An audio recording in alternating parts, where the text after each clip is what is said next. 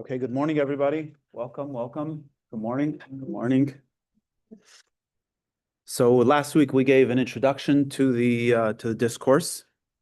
I think it's worth listening to if you weren't here. We gave an introduction to prayer overall and where this particular discourse comes from, but we're just going to jump right in. Okay, chapter 1.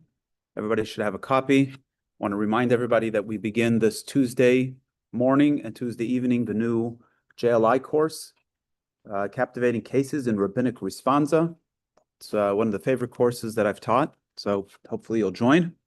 And let's get right into it. Ahuvai achai v'reai, my beloved brethren and friends, halayadaitem im leishemaitem, surely you are familiar with the teaching, harbe inyani hizbaininus, with the many contemplative themes. So as we mentioned, prayer is a focus of meditation, right? It's not just a bunch of words. It's an opportunity for us to connect deeply to spiritual ideas, to connect with God, and then to translate that down into our personal transformation, correcting behaviors that need correcting character that needs correcting, and strengthening the positive dimensions of who we are. So what are some of the meditations that one contemplates during prayer? Both the meditation about how God fills the world. This is an idea that is accessible to everybody. One has the ability to contemplate these teachings in a very thorough manner. Not just in the godly dimension, but also in the bodily dimension. In other words, the body, who we know is called the animal soul, the body has the ability to comprehend divine ideas. Gam b'seichel hativi denefesh habahamis, also in the natural soul of the animal soul. We discussed last week that what is mimali kolam? What does it mean that God fills the world? It means that God takes into consideration each and every creation, nurtures it with the adequate amount of divine energy that's necessary for that particular creation to function and to fulfill its purpose on this earth. So a tree gets a certain amount of energy, human being gets a different type of energy, and each creation requires, and that's true as well in the spiritual realms, that every angel, every soul receives the specific divine energy that's necessary for it to function in this world and to be able to fulfill its purpose. So what does it mean that one can comprehend this in the natural soul and in the animal soul? The idea is very simple, and that is that when I say simple, I don't mean that we all naturally do it, but we have the capacity to do it. So let me think of an example. Take your particular profession.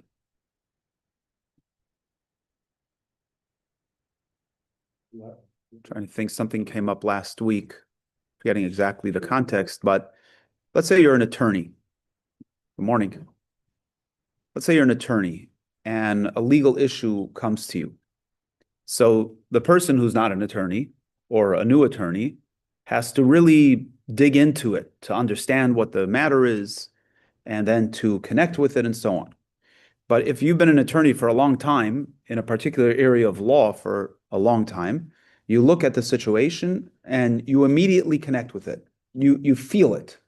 You don't necessarily even have to understand it. You feel the circumstance, or perhaps in the field of medicine, right?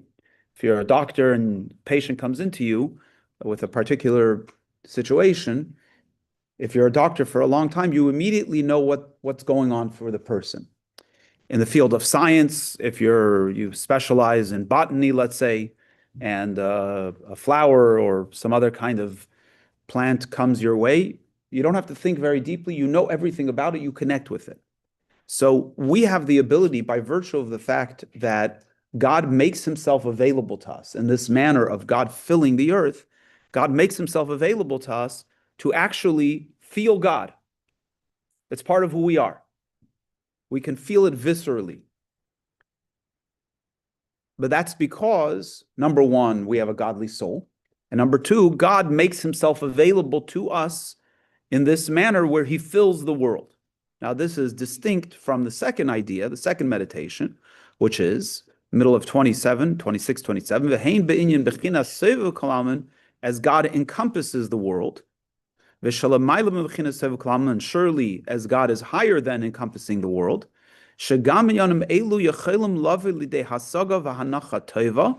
a person has the capacity to comprehend these things, and he uses an interesting expression, in a commendably settled state, right? We have the ability to integrate these ideas, and he puts in parentheses in Hasidic texts, whenever a Yiddish expression is used, it's meant to make us really feel it.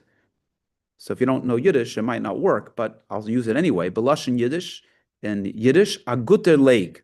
A guter leg means it settles nicely for us, right? So if anybody has something that might settle nicely for them in this regard that they want to share, no pressure.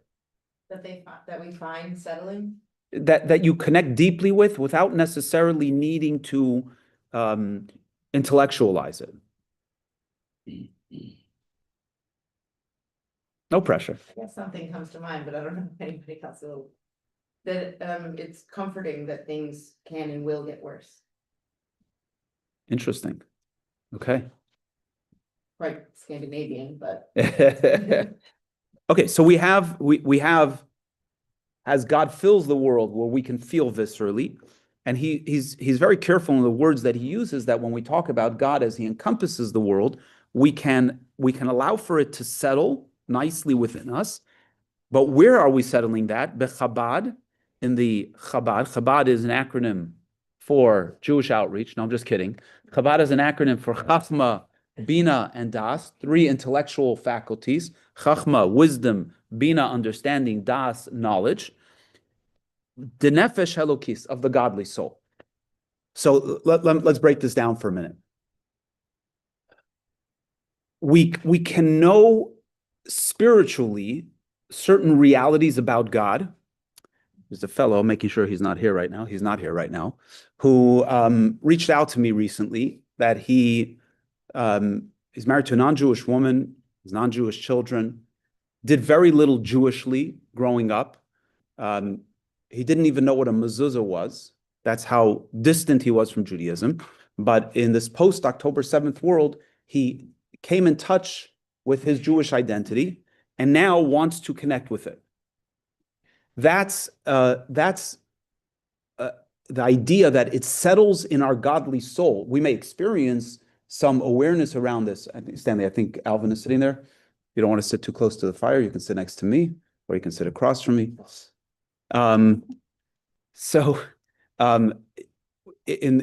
That's a godly awareness of the presence of God, or the identity of the Jew, as opposed to the first meditation, which is God as he fills the world. We can actually feel viscerally that relationship with God. And if you don't fully comprehend that, give it some time. We're going to touch on these topics, and it'll become more, you'll become more connected to it. Now, in our prayers, who knows what is the foremost of Jewish prayers? Shema. The Amidah comes in a close second, but the Shema is the foremost of prayers. So in our prayers, we say, Shema Yisrael, Hashem Elokeinu, Hashem Echad. Hear, O Israel, the Lord our God, the Lord is one. The rabbis added, before we say the next passage in the Torah of, you shall love Hashem your God with all your heart, with all your might, with all your soul, etc., the rabbis added another passage, which is Baruch Shem, Kivod Malchuso Le'olam Va'ad. Blessed is the name of the glory of God's kingdom, forever and ever. And that's based on an exchange that Jacob had with his sons prior to his passing. He was concerned that they would not stay faithful to the Jewish faith. And so he challenged them on that, and they responded, Hear, O Israel, the Lord our God, the Lord is one. In other words, we will remain faithful. And as a compliment to their passage, he responded, Blessed is the name It was thanking God. Thank God that my children get the program. So, but these two verses carry within them these two ideas. Top of 28, 29. Vehain is baininus. This is the meditation of Pasuk Rishon V'Sheni de Kriya Shema, the first verse and the second verse of the Shema.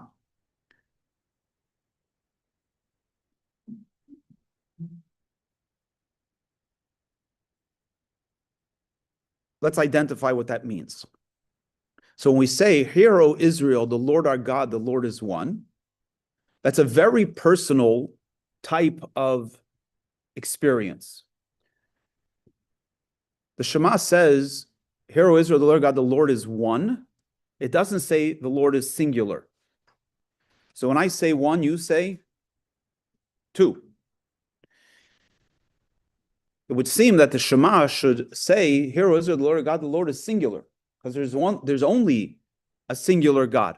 There's no space for a second God. So why does the Shema say, "Hear, O Israel, the Lord God, the Lord is one," which would indicate that there's space for a second? The idea is that when we say one, we actually are recognizing that God's oneness, God's singularity, is manifest in the fragmentation of existence. To us, it appears that there's 1, 2, 3, 4, 5. But the reality is, if you break that down, if you dig into any part of the fragmentation, you're going to find the same singular God. Can you say that again? If you look at a stone, you look at a tree, you look at a person, you look at an idea, and you dig down into it, what are you going to find at its core? You're going to find God.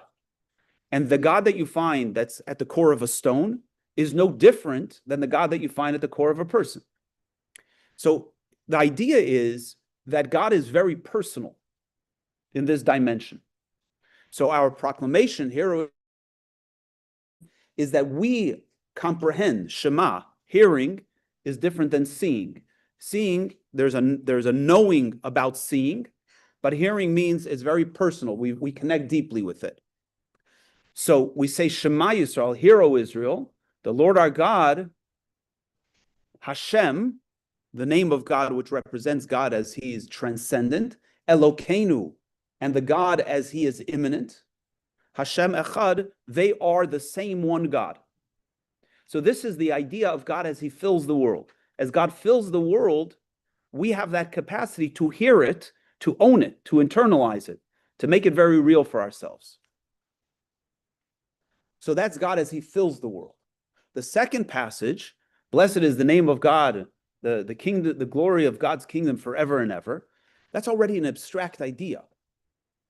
The glory of the kingdom of God forever and ever, the idea of forever and ever, the idea of something being infinite is something we may relate to scientifically, but we don't really know what that is. We live in a very finite world with a very finite consciousness. So what is this idea of God being infinite? And what is the glory of God? And what is God's kingdom? These are things that are abstract. But yet, when we say them, I suspect that for all of us, if not for most of us, we connect with that idea, even if we don't really own it. We connect with the idea that God is infinite, and that God's infiniteness is perhaps beyond our comprehension, but we can, through adequate contemplation, we can allow for that idea to settle within us. What part of us is connecting with that? That's the godly soul. Are you on Baruch Shem? Yes. Shame is kind of gives it a certain remoteness too. Yes. Yes. That I'm curious about. So your name happens to be Stanley, but what happens if your name was Mark? Would you be a different person? You wouldn't. So what is your name about? Your name is not really for you. Your name is really for others. It's something outside of yourself, but at the same time, the name connects deeply with you. In fact, it's brought down in the teachings of Jewish mysticism that when somebody passes out, when somebody faints, you say their Hebrew name, because the soul is connected to the Hebrew name, and it's a way to activate the person from within. We have a daughter who, when she was younger, used to pass out a lot. It's a shtick that kids do. I don't know if anybody has seen this, but she would start crying and then she'd pass out. So the first few times we did it, we freaked out, took her to a neurologist to make sure everything was okay with her. And the neurologist said, she's cool. This is just the thing that kids do. But it still freaked you out every time. So we would immediately say her name and the daughter of her mother's name. It's a way to activate the core. So to the point that it's not something we can really grasp in a very visceral way, but we know we're touching on something. I'll give you another example, maybe a little bit iffy whether we can draw the parallel here, but everybody remembers where they were on October 7th.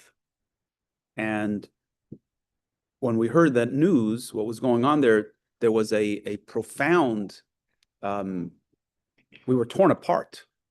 And this was about people we don't know, we don't have a connection to. What connected us to them? Why were we touched so deeply about people we had no relationship with?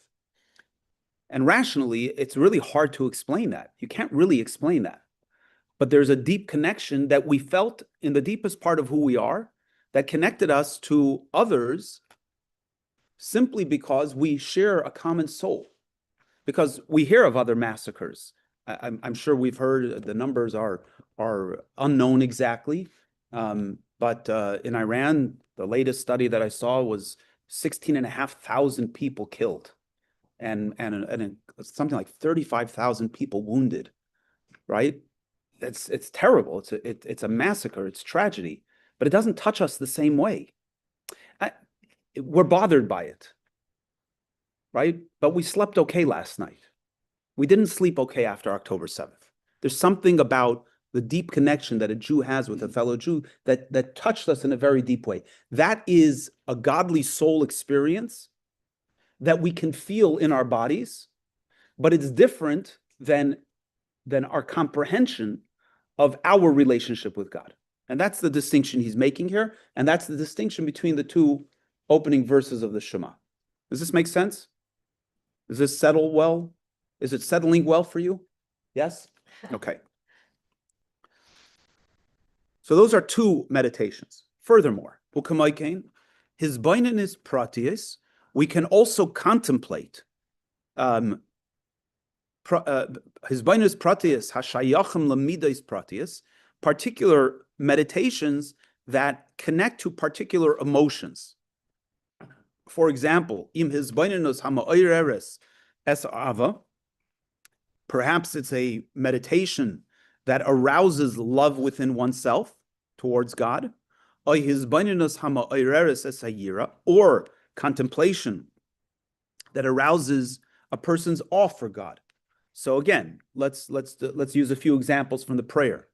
I shared the teaching last week that don't trust in the noble, in the Son of Man who has no salvation, because when the spirit leaves, on that day, all of their machinations are lost, right? That's a teaching that I shared last week. So when we think about it, that's a passage in the prayer. When you think about that, immediately you identify with a personal struggle.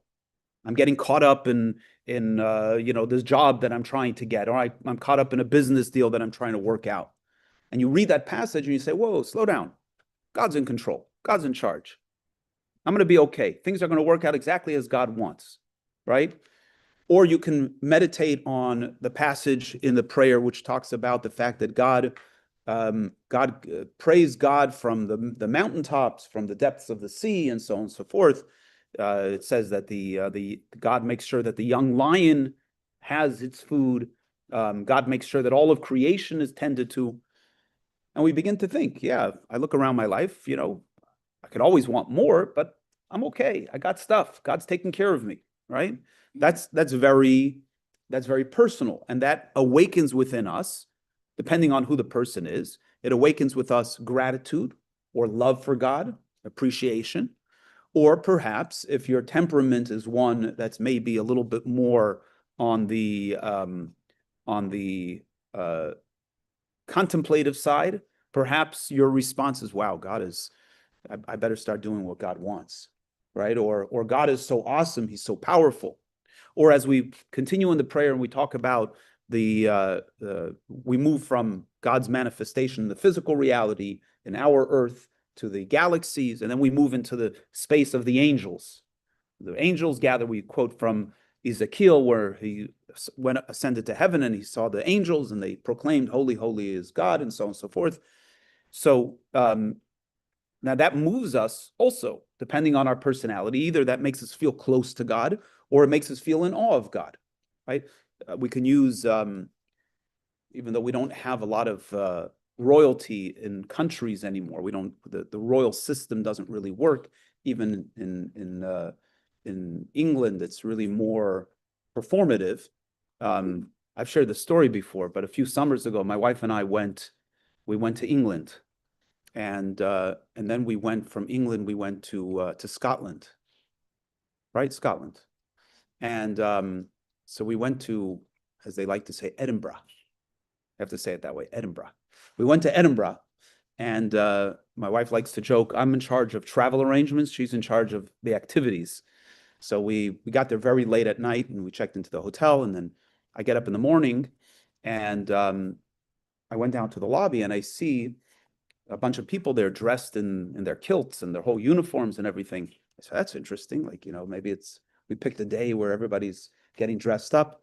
Anyway, in the meantime, my wife is trying to figure out, there are 2 palaces in Edinburgh, and we were trying to figure out which palace we were going to go visit. And there are no tickets available. We went to another site, no tickets available. So I went down to the lobby, and they said, yeah, everything's closed this morning. Why is it closed? Because today is coronation day. So the king had been coronated in the UK, in England, but today, that's part of the tradition, is now the king's getting coronated in Scotland.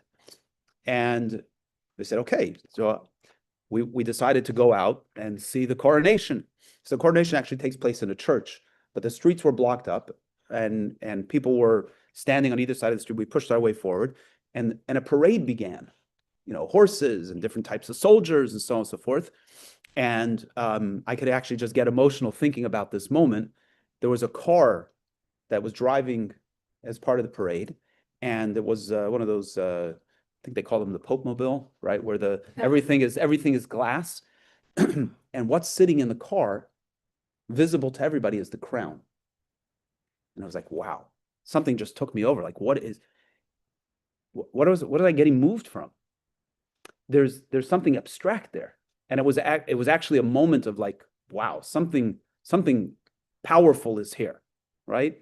We were able to see through our cameras zoomed in the king and the princes and the princesses, going into the church. But there was something in that moment that was, wow, that's an amazing thing. There's something awesome about this.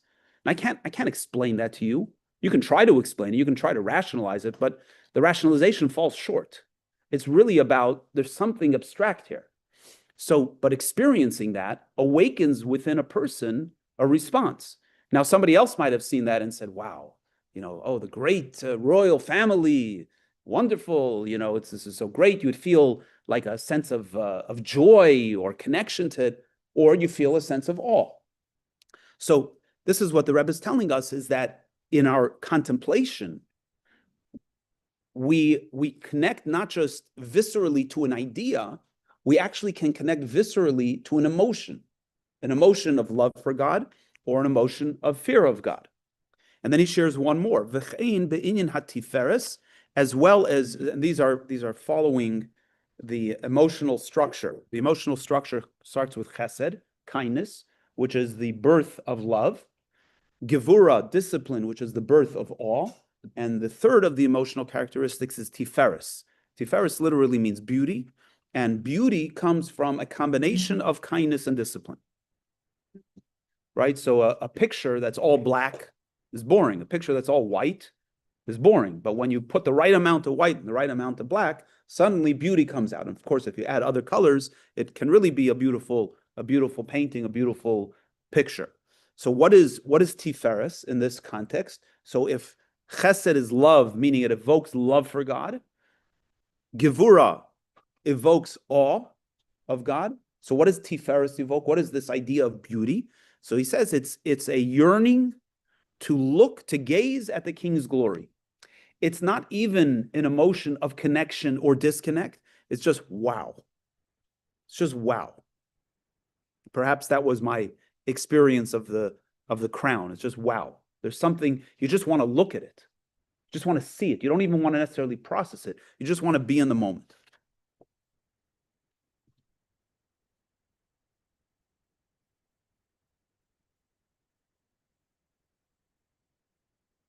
And we're going to come back to this idea in a little bit. But first, we're going to explore some parentheses. The fifth Rebbe, this discourse is from the fifth Rebbe. The fifth Rebbe was known for his parentheses. His teachings, then he would have parentheses, and sometimes, and we may even have some here, parentheses within parentheses. Okay? So let's flow into the parentheses, middle of 28. Stanley, you have to, oh, Stanley stepped out. There's a Yiddish expression that we had in the Talmud class, which is you have to halt cup. Halt cup means you have to hold your head. You have to maintain the stream. The stream is going to go different ways. You got to hold your head as we flow through the stream of ideas. Stanley, we just quoted halt cup. Remember halt cup from the Talmud class? You have to halt cup. You have to hold your head. So you have to halt cup. It's like this. Ima yoistachol his boininus toiva va'amitis beprati inyan aliki be'ezayin sheyia. Indeed, any thorough contemplation, any true contemplation on any godly aspect, whatever it might be. Ubefrat be'inyan gedulase v'roim muse v'hafla us our ein seif baruch hu, and particularly when we're talking about God's greatness and his exaltedness and the wondrous quality of the infinite light of the Blessed One. Anytime we are contemplating God's awesomeness, God's greatness, God's exaltedness, it all of those evoke within us a certain sense of wanting to gaze at God's glory. Right? It doesn't make a difference what it is. When we're talking about God's greatness, it all, in a certain sense, overwhelms us and pulls us to want to be connected to it. What is that experience when we want to gaze at something as a result of an intellectual process? That is the gazing of the intellect, of the godly soul, in an intense manner. I'm sorry, biyoker, in the richness, umailas ha'araliki, and the superior quality of divine light, vikart gedulase v'rememusai, and the glory of his exaltedness of the beauty of his greatness and his exaltedness. Asher kochushav misbatlim behistaklusais, where all of the person's faculties become absorbed in this gazing. She'enei margishes atzmai, where one does not feel themselves. I'll explain in a minute. And there is a great pleasure in this gazing. That pleasure is the sweetness and the delight of the soul, that it delights on godliness. Like the verse says, then you will delight in God. But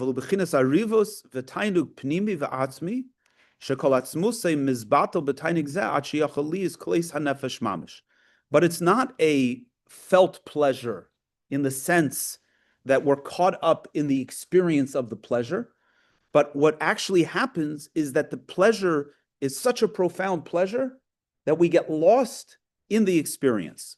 So let's break this down a little bit.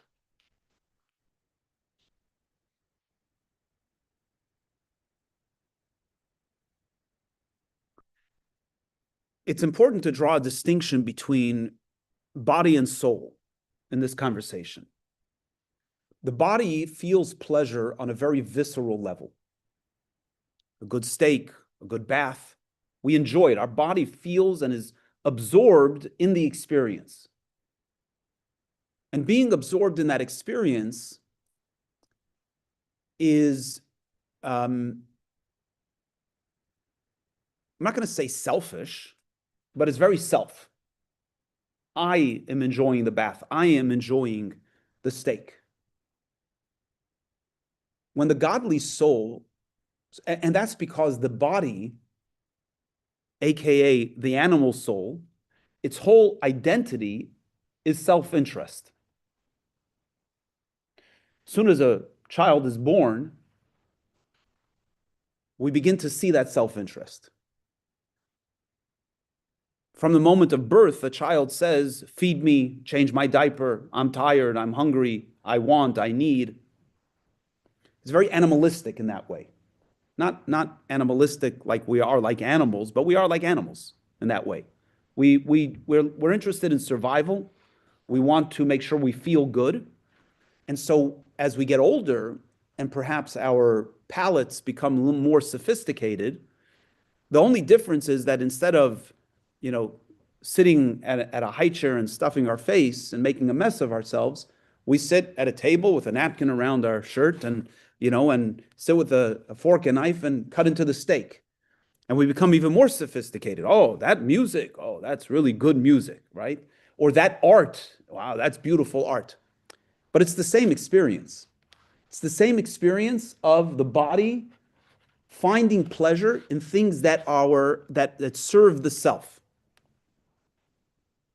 And granted, there is a difference between the pleasure of food to the pleasure of an intellectual idea. Surely an intellectual idea is more removed from the person than the steak, but it's still, I enjoy this intellectual idea. So therefore, I'm invested in that idea. The godly soul, by definition, has no self-interest. It doesn't even have a self-identity. The entire identity of the godly soul is God. And that's its only consciousness. And everything that the godly soul does is about its connection with God.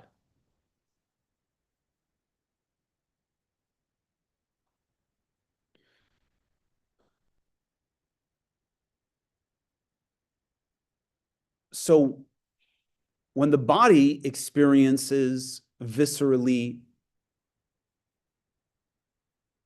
how God's creation serves me,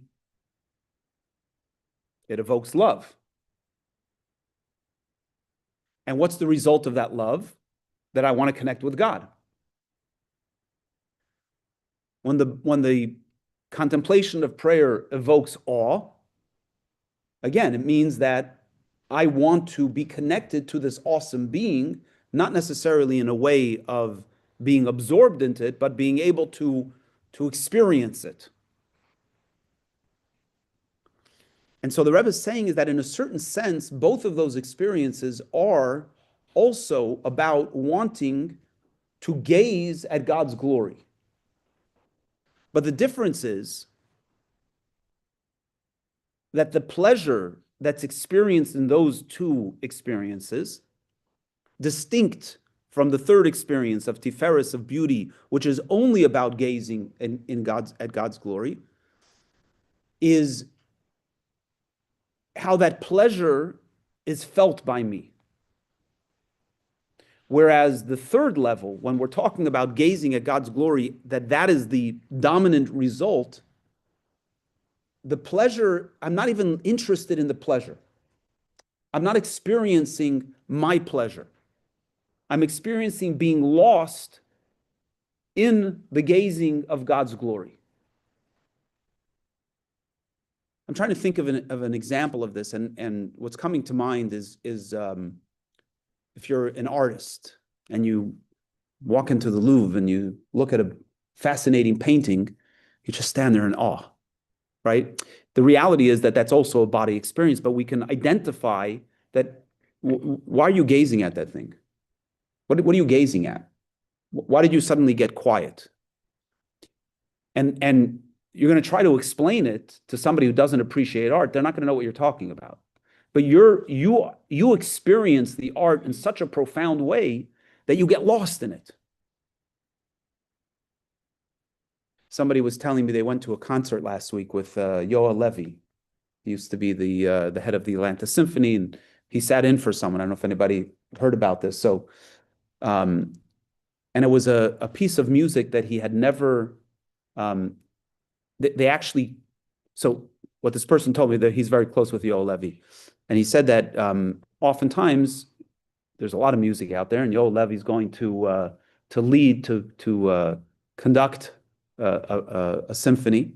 So on the plane over, he reads the musical notes, and he reads the notes, which that itself is mind-blowing. And then he reads the notes and he gets what it's all about. And then he formulates in his mind how he's going to conduct.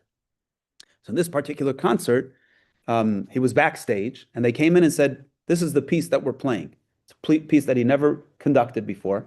He had never heard it before. And he had just a short amount of time to get connected to the music. And he did, and he went out there. And this man told me that you can see that he was so connected to the music. He lived the music in his conducting of the symphony. And he said, like, by the end of the symphony, he was what do they call it? He was in a state of rapture, right? He was like totally into it. He owned the music. There was no him in the music. There was one being, right? He got lost in it. That's what it means to experience godly pleasure, where you get lost in the experience. And I think perhaps the closest we might get to this would be at the high point of Yom Kippur, right? Where our bodies are completely broken down from fasting, and we're tired and we're hungry. And you come into the final prayer of Ne'ilah of Yom Kippur, and you're just in the moment. Maybe just for a moment you experience this connection that you just want to get lost in it. So this is the distinction. So what the Rebbe is saying here is that really any contemplation that evokes an emotional response, in a certain sense, is like gazing at the glory of God. But there's something unique when the emotion is the emotion of tiferes, of beauty, of harmony, of compassion, that the gazing there is not about my experience of it, it's about me being lost in it. Does this make sense? I know that that's a pretty deep and abstract concept, but I think we can connect with it a little bit. It suggests to me, and maybe others, Eastern religions, where you lose your sense of identity and kind of merge with this oneness. Yeah. Is Yeah. it similar? It's similar, yeah. And what's interesting is that where were we just studying this? I don't know if maybe it was in yesterday's class, but the objective of prayer actually is to bring ourselves to a place of wanting to lose ourselves. The objective is that we should be so caught up in the experience of the divine that we actually want to expire. The key is not to expire. The key is to bring it back. King Solomon says, Imratz libcha, if your heart runs, shuv le'echad, return to the one. In other words, this is the process. By the way, this is, we had this in an earlier discourse also, the heartbeat, which is a manifestation of the heartbeat of existence. This is how God created the world, where there's a yearning and a returning. Everything in life, where does time come from? Some of you may recall we had this in a discourse. Where does time come from? Time comes from this tension, a movement out and a return, a movement out and a return. If there was just a movement out, there'd be no time. In order for there to be 1 second to 2 seconds, there has to be something in between. So there's a yearning and a returning. How do we know a person's alive? If there's the yearning and the returning, a systolis and a diastolic movement. You have to have both. But prayer's goal is to bring us to a place, they don't own the word, so I'm going to say it, to a place of rapture. It's our word, right? And in Hebrew, it's called klois hanefesh, which means the ending of the soul, the expiring of the soul. Rabbi Taub, in his Tanya class, and he qualifies it, he says that this is, you're going to hear the term for a second, and it's going to sound strange. He says the body is preoccupied with self-preservation. And what is the soul preoccupied with? Self-annihilation. The soul doesn't want to be stuck in the body, doesn't want to be stuck in the consciousness of the body. So what is the whole soul's yearning? To not, to be not, to not exist. Not, its objective is not to not exist. Its objective is to not exist. It wants to be lost in the divine consciousness. It doesn't want to have any self-identity. We, at times, want to lose our identity. That's why maybe you say l'chaim, or other behaviors, right? That we try to lose our consciousness, because life is tough. It's hard to be in this tension, this back and forth tension. So in a certain sense, we say, I want to lose myself into something bigger than me. But the soul's whole identity is to want to lose itself. And this is a good segue to make another point. You have a question? Go ahead. Just add something to that. I used to work as a chaplain. And before I'd enter a room, I'd pray, like, God, all thee, not me. And sometimes I would go into a room and I would ask a question. I think afterwards, how did I know to ask that question? Like, it did not come from me, because there's no way I could have known to say what I said. It was really so God. I mean, it's amazing. Yeah, that's profound. It was really... Yeah, beautiful, beautiful. So it's a good segue to make the following point. When we talk about Chabad, Chachma Bina Das, we naturally move to the physical experience of intellectual contemplation, because that's where we live. We live in our head. I think I may have mentioned this last week about the meditation. Did I mention the meditation last week? There's this Rabbi Yaakov Kirsch who has these meditations, and he has this one meditation which I really love. I listen to it a lot, where he says, the fact that I am thinking means that I am not my thoughts. There's an I that's thinking. But we don't think about that. We don't think about the fact that I'm not the thinking, right? Who was it that said, I think, therefore I am? Thank you, right? So the thinking, I don't think about the fact that I'm thinking. I just think. Who's thinking, though? The body is thinking. The brain is thinking. The brain belongs to the animal soul. The soul, but we have the concept of intellect on a spiritual level as well. The soul itself thinks. It doesn't think like we think, because it doesn't have a brain. It has a different mechanism, which we can't at all put our heads around.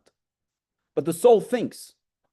Like the prophet says, my thoughts are not your thoughts. It doesn't mean that God's thoughts are much bigger than our thoughts. It means that God doesn't think the same way we think. It's different in kind. So the soul has capacity, the 10 attributes that the body has, the 3 intellectual and 7 emotional, the soul had them before the body had them. And they're built into the spiritual cosmos. When the soul comes into the body, it becomes limited by the body, so that the soul can only think in a conscious way, meaning that we can experience the soul's thinking. We can only experience the soul's thinking through our body.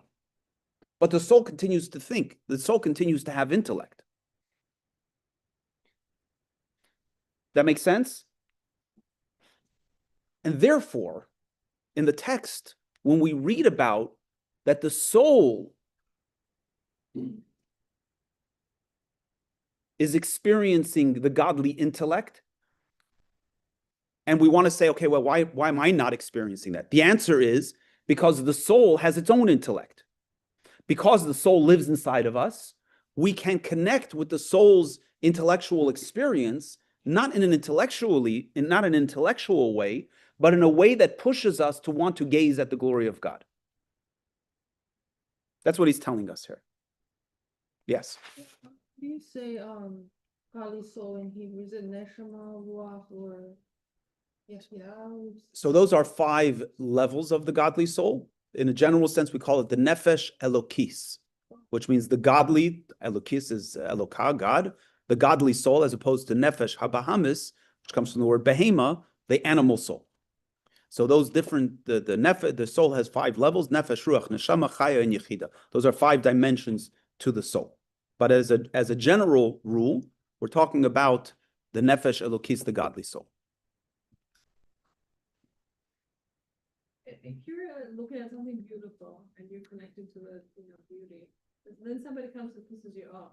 How do you stay in the beauty and not go to the So the fact is that if, depending on the level of connection you have with that experience, you will transcend, the person will be irrelevant to you. Which is actually a good way of explaining. If I'm looking at that painting, and I'm a student. So what am I looking at? I'm in awe of it, but what I'm actually looking at is the colors, and I'm looking at the lines, and I'm trying to understand it. I'm not lost in it. I'm intellectually lost in it, but I am not lost in it. So therefore, if somebody comes along and challenges it intellectually or on an emotional level, I'm going to be responsive to that. But if I'm actually in a state of rapture, if I'm totally absorbed in it, I won't even hear the other person. We gave this was in the context of the Torah portion yesterday, but there's a famous study that was done where they took a bunch of people and they told them to focus, a basketball game, to focus on the players, and they're focusing, and then they said, "Did you see the gorilla run across the court?" And they didn't. They replayed it, and now they saw the gorilla running. Somebody dressed up in a gorilla outfit ran across the court. Right? They were so caught up in looking at the players that they didn't notice the gorilla. So Rabbi Levi, my son-in-law, told me yesterday that he went online to try to find this video. Right? So the first video that came up, he played it, and he's watching it, and sure enough, he sees the gorilla come across. He said, "Oh, they don't." And then the video ends and says, "You were so preoccupied with looking for the gorilla that you didn't notice how the colors in the back of the screen constantly changed, and all these other things that were going on." Right? You were so absorbed in the thing that you were looking for or looking at that you missed all the other stuff going on. Right? So it's the same principle. Obviously, that's a mind game, but the principle is, if you're truly absorbed in the gazing, then you're truly lost in it. You don't. I'll give you another, also a very fascinating idea. There was I think it was Rabbi the Rebbe of Chernobyl, who once needed surgery, and he didn't want to be in an artificial altered state of mind at all in his life. But he needed the surgery, and the doctor said, "We got to put you under." He said, "I'm going to sing a nigun, I'm going to sing a Hasidic tune, and you'll see that at a certain point I'm completely absorbed, and then you could perform the surgery." And he sang this nigun, and he was so absorbed, and they didn't even realize that didn't feel the pain of the surgery. Right? So that was a state of rapture. He completely got lost in the connection. It wasn't just a rock and roll song. He was caught up in the spiritual components of the nigun, that he was totally lost in the experience, that he didn't feel his body anymore. Right? So I think I've exhausted the topic, but I think we get the idea that you could be, and that's the distinction. You can feel love of God, and in that love of God, you're caught up in God, and you're gazing at the glory of the King, but you're still experiencing the self in the love, or the self in the awe. And then there's this third dimension, that the contemplation brings us to a place where we're totally absorbed in the experience of God. I'll tell you something else fascinating. There's an instruction that after prayer, the Mishnah says that after prayer, the next place you go after prayer is, anybody? from the house of prayer to the house of study. And then the Mishnah gives us the schedule for the day, from the house of prayer to the house of study, and from the house of study to the morning bread. And then one goes about their business. Why do we have to go from the house of study to the house of prayer to the house of study? Because we need a transition from the intensity of prayer. Which emotion is one most susceptible to after prayer? Which negative emotion? What do you think? Give me another one. Give me another one. Anger. Anger comes from intolerance. When you're so absorbed in God, and then you come back to earth, so to speak, you become very intolerant of those around you, because you just were in a different dimension. So from the house of prayer to the house of study is a way for us to ground ourselves, because study is typically in physical things. You study Mishnah, you study Talmud. It's very physical. It's about the laws of how we live our lives, and it could be very mundane, but it's godly mundane. So it's a transition, and then we go and eat bread and really ground ourselves, and then we can go out into the world and carry the positive energy of prayer into the world. Okay. Any other questions? Okay. Middle of 31. Anger is, I have so seen that. Like, it's, you find yourself getting irritated and like, how could I go from this? And now everybody, like everything is getting on my last nerve. Yeah. And you like, what's wrong with me? No, that's a thing. Yeah. I have absolutely seen that. And it's true not just in prayer, it's true whenever we have an intense experience. When you're coming down from an intense experience, it becomes very difficult to be with others around us. Okay, second parentheses within parentheses, middle of 31. Va'avoda zu hu inyan etzem dveikes sichle belikus. Avoda, which we mentioned last week, avoda means, the word avoda comes from the word eved, which means a servant. So service, but the word avoda in the Mishnah also comes from the word oros avudin, which means worked through skins. So if you buy yourself a nice leather jacket, or you have a leather throw, that leather, they didn't just pull it off the animal and wash it. They worked it. It needs to be worked with oils and beaten and, pressed and pushed and so on. It takes, good leather is really, really worked through, not just from a good animal, but it's really, really worked through. And the idea here is that for us, this prayer is called avodas hatfila. This discourse is based on the concept of avodas hatfila, the service of prayer. The service of prayer is not just showing up and saying a bunch of words. You got to work it. You got to work hard within yourself to bring yourself to this place. So what is this work? What is this service? This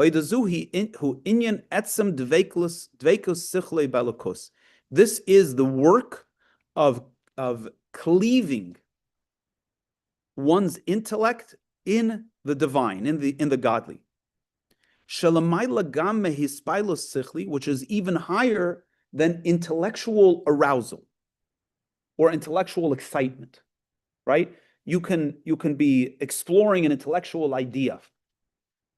You're sometimes sitting around with people and somebody brings up a topic that they're really excited about, they're really passionate about, right? Maybe for some of us older folk, you're sitting around younger people and they're talking about AI. And they're talking about, wow, AI this and AI that. And you say, what are you guys so excited about? Like, okay, it's cool, but chill out. It's not that exciting, right? Or you're sitting around with people and they get excited about politics or they get excited about some new scientific discovery.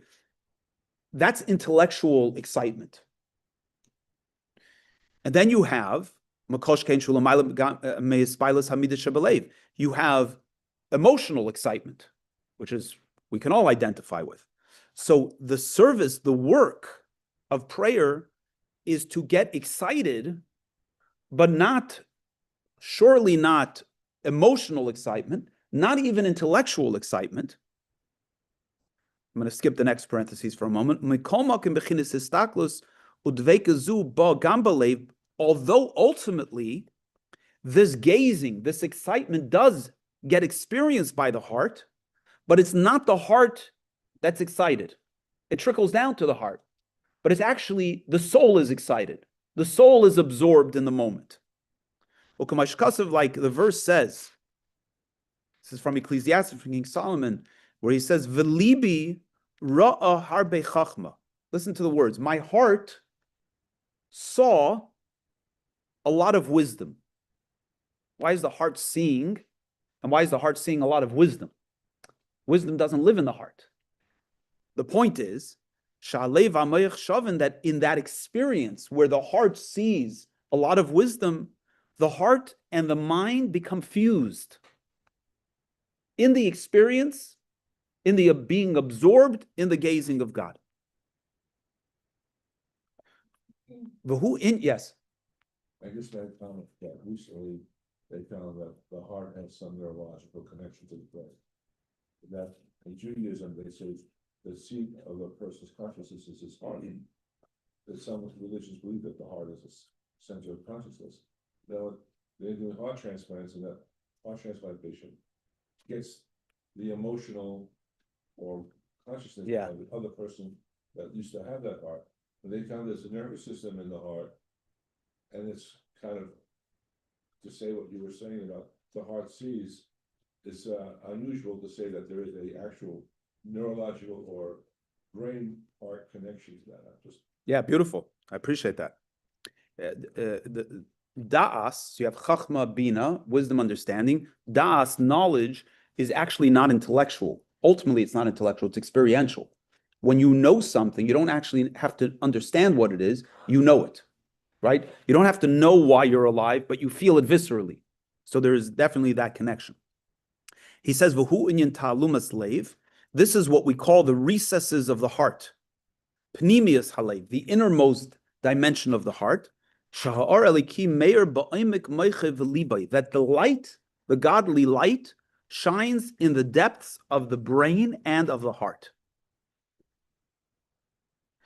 The imayoisha are meir begilui mamish betalumas leiv libay, and notwithstanding that the light shines in a revealed way in the recesses of the heart, ein bazeshum hispilus v'leishum hazaza begilui. Nonetheless, there is no visible excitement or a manifest change of the emotions, because it's not about the heart. It's not an emotional. The experience is not an emotional experience. The experience is an intellectual experience, but it's even more than an intellectual experience. It's actually a godly experience. I want to read a passage from Hayom Yom. We'll close with that.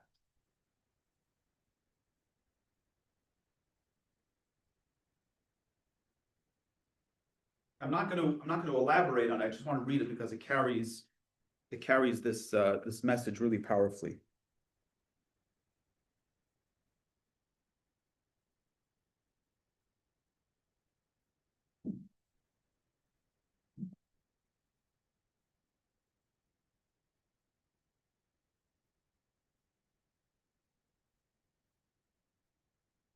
If I can find it quickly.